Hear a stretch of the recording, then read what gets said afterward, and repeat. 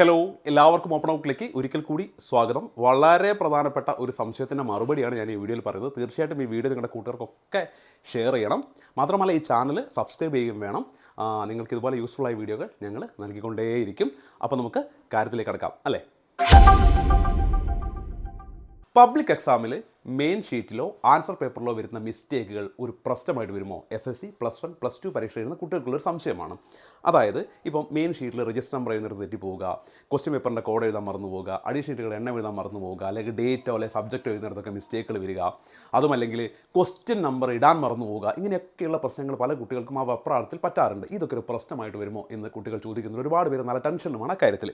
എനിക്ക് നിങ്ങളോട് പറയാനുള്ളത്, ഈ കാര്യങ്ങൾ വളരെ സീരിയസ് ആയിട്ട് നമ്മൾ ചെയ്യേണ്ട ഒരു കാര്യം തന്നെയാണ്. കാരണം ഇതൊരു പബ്ലിക് എക്സാമാണ്, അത് നമ്മൾ ഇത്തരം പിഴവുകൾ വരുത്താൻ പാടില്ല. പക്ഷേ അത് ഓർത്ത് ടെൻഷൻ അടിച്ച് എൻ്റെ പരീക്ഷ തന്നെ ക്യാൻസൽ ആയി പോകും, ഞാൻ എഴുതിയ പേപ്പർ നോക്കാതെ ആയി പോകുമെന്നൊക്കെ പേടിക്കുന്ന കുട്ടികളുണ്ട്. എനിക്ക് അവരോട് പറയാനുള്ളത്, ഇത്തരം മിസ്റ്റേക്കുകളിൽ ചില മിസ്റ്റേക്കുകൾ ഗുരുതരമായ മിസ്റ്റേക്കുകൾ തന്നെയാണ്. രജിസ്റ്റർ നമ്പർ എഴുതി തെറ്റിപ്പോയി കഴിഞ്ഞാൽ എന്താണ് അതിൻ്റെ ഭവിഷ്യത്ത് നിങ്ങൾക്കറിയാം അല്ലേ. ക്വസ്റ്റ്യൻ ആ നമ്പർ ഇടാൻ വിട്ടുപോയാൽ അവിടെയുള്ള പ്രശ്നങ്ങൾ നിങ്ങൾക്കറിയാം. ഇങ്ങനെയുള്ള പ്രശ്നങ്ങൾ വരുമ്പോൾ തീർച്ചയായിട്ടും നിങ്ങളുടെ ഉത്തര പേപ്പർ ഇൻവിജിലേറ്റർ ചീഫും ജസ്റ്റ് അതിൻ്റെ ഫ്രണ്ട് ഷീറ്റൊക്കെ ഒന്ന് പരിശോധിക്കും. ഈ രജിസ്റ്റർ നമ്പർ എഴുതുന്നതിലൊക്കെ മിസ്റ്റേക്കുകൾ ഉണ്ടെങ്കിൽ അവരുടെ കണ്ണിൽ അത് പെടാനാണ് ഏറ്റവും സാധ്യത. അപ്പോൾ അത് തന്നെ അവർ അത് കറക്റ്റ് ചെയ്യും, അല്ലെങ്കിൽ അതിന് വേണ്ട കാര്യങ്ങൾ അവർ ആ സമയത്ത് ചെയ്യാറുണ്ട് പൊതുവേ. ക്വസ്റ്റ്യൻ നമ്പർ ഇടുന്നത് വിട്ടുപോയി കഴിഞ്ഞാൽ ഈ പേപ്പർ നോക്കുന്ന ആളുകൾക്ക് സ്വാഭാവികമായിട്ട് കൺഫ്യൂഷൻ വരും. എങ്കിലും SSC ഒരു പബ്ലിക് എക്സാമിൽ കുട്ടികളെടുക്കുന്ന എഫർട്ടിനെ ക്വസ്റ്റ്യൻ നമ്പർ തെറ്റിപ്പോയി അല്ലെങ്കിൽ ഇട്ടിട്ടില്ല എന്ന ഒറ്റ കാരണം കൊണ്ട് വെട്ടിക്കളയും എന്ന് എനിക്ക് തോന്നുന്നില്ല. അവരൊരു പക്ഷേ ആ ചോദ്യം ഏതാണെന്ന് മനസ്സിലായി കഴിഞ്ഞാൽ, ഉത്തരം വായിച്ച മനസ്സിലായില്ല, ആ ചോദ്യം ഒന്ന് മനസ്സിലായി കഴിഞ്ഞാൽ അതിന് മാർക്ക് ഇടാൻ തന്നെയാണ് സാധ്യതയും. പിന്നെ മറ്റ് ചില മിസ്റ്റേക്കുകളുണ്ട്.